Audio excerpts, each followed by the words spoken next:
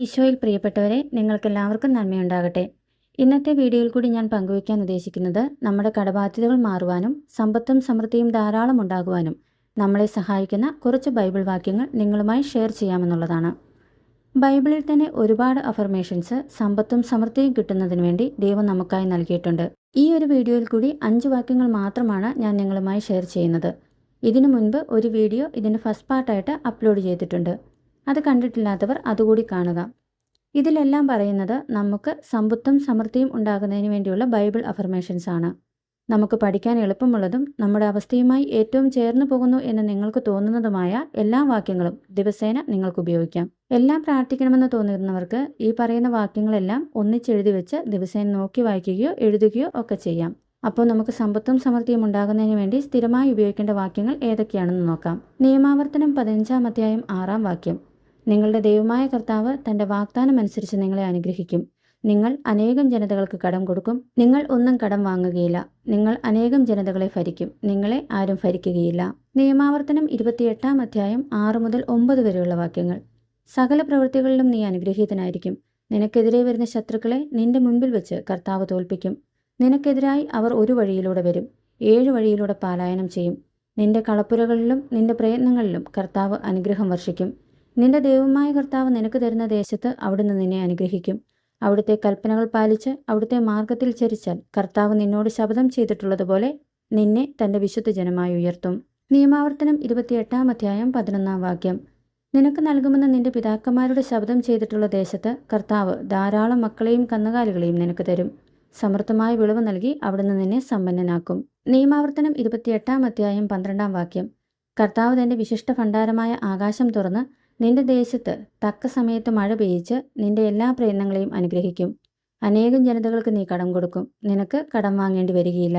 നിയമാവർത്തനം 28-ാം അധ്യായം 13-ാം വാക്യം: കർത്താവ് നിന്നെ ജനതകളുടെ നേതാവാക്കും. നീ ആരുടെയും ആജ്ഞാനുവർത്തി ആയിരിക്കുകയില്ല. ഇന്ന് ഞാൻ നിനക്ക് നൽകുന്ന നിന്റെ ദൈവമായ കർത്താവിൻ്റെ കൽപ്പനകൾ ശ്രവിച്ച് അവ ശ്രദ്ധാപൂർവം പാലിക്കുമെങ്കിൽ നിനക്ക് അഭിവൃദ്ധിയുണ്ടാകും. നിനക്ക് ഒരിക്കലും അധോഗതി ഉണ്ടാവുകയില്ല. ഈ വാക്യങ്ങളൊക്കെ നിങ്ങൾക്ക് എഴുതിയെടുക്കുകയോ കാണാതെ പഠിക്കുകയോ ഒക്കെ ചെയ്യാം. എപ്പോഴൊക്കെ നിങ്ങൾക്ക് സമയം കിട്ടുമോ അപ്പോഴൊക്കെ ഈ വാക്യങ്ങൾ തുടർച്ചയായി പറഞ്ഞുകൊണ്ടിരിക്കുക. അതല്ല, ഡെയിലി എഴുതാൻ താല്പര്യമുള്ളവർക്ക് 33 പ്രാവശ്യം വീതമോ 101 പ്രാവശ്യം വീതമോ ഒക്കെ എഴുതി പ്രാർത്ഥിക്കാവുന്നതാണ്. ഇത് ബൈബിളിൽ തന്നെ നമുക്കായി ദൈവം നൽകിയിട്ടുള്ള അഫർമേഷൻസ് ആണ്. പിന്നെ അഫർമേഷൻസ് യൂസ് ചെയ്യുമ്പോഴുള്ള പ്രധാന കാര്യം നമ്മുടെ പ്രശ്നങ്ങളെല്ലാം മാറിക്കഴിഞ്ഞുള്ള നമ്മുടെ മാനസികാവസ്ഥയായിരിക്കണം നമുക്കുണ്ടാവേണ്ടത് എന്നാണ്. അതുകൊണ്ട് തന്നെ ഇത് തുടർച്ചയായി ഉരുവിടുമ്പോൾ നമ്മുടെ കടബാധ്യതകളെല്ലാം മാറി സമ്പത്തും സമൃദ്ധിയും കൊണ്ട് നമ്മൾ വളരെ മെച്ചപ്പെട്ട അവസ്ഥയിൽ എത്തിയതായി മനസ്സിൽ കരുതുകയും അതിൻ്റെ ഒരു നന്ദി ഹൃദയത്തിൽ ഉണ്ടാവുകയും വേണം. അയ്യോ എൻ്റെ കർത്താവേ, എനിക്ക് തലയ്ക്ക് ചുറ്റും കടമാണേ, കടബാധ്യതകൾ മാറ്റിത്തരണേ എന്നല്ല, എനിക്ക് ഇത്രയധികം സമ്പത്തും സമൃദ്ധിയും തന്നതിന് ദൈവമേ അങ്ങേക്ക് നന്ദി എന്ന മനോഭാവമായിരിക്കണം നമ്മുടെ മനസ്സിലുണ്ടാവേണ്ടത്. നമുക്ക് ഒരുപാട് സമൃദ്ധിയുള്ളതായും അത് വെച്ച് നമ്മൾ മറ്റുള്ളവരെ സഹായിക്കുന്നതായും ഒക്കെ നിങ്ങൾക്ക് മനസ്സിൽ ചിന്തിക്കാവുന്നതാണ്. അഫർമേഷൻസ് ഇന്ന് പ്രാക്ടീസ് ചെയ്തു തുടങ്ങിയാൽ നാളെ ഫലം കാണുന്ന ഒന്നല്ല. തുടർച്ചയായ പ്രാക്ടീസും അത് ലഭിച്ചു കഴിഞ്ഞു എന്നുള്ള ഉറച്ച വിശ്വാസവും ഉണ്ടെങ്കിൽ മാത്രമേ നമുക്ക് നമ്മുടെ ലൈഫിൽ സമ്പത്തും സമൃദ്ധിയും നിറയുകയുള്ളൂ. ബാക്കി വാക്യങ്ങൾ അടുത്ത പാർട്ടായി മറ്റൊരു വീഡിയോ ആയി അപ്ലോഡ് ചെയ്യാം. കാരണം വീഡിയോയുടെ ലെങ്ത് കൂടുതലാണെന്ന കാരണത്താൽ ഒരുപാട് പേര് ഒരുപക്ഷെ ഈ വീഡിയോ കാണാനിടയില്ല.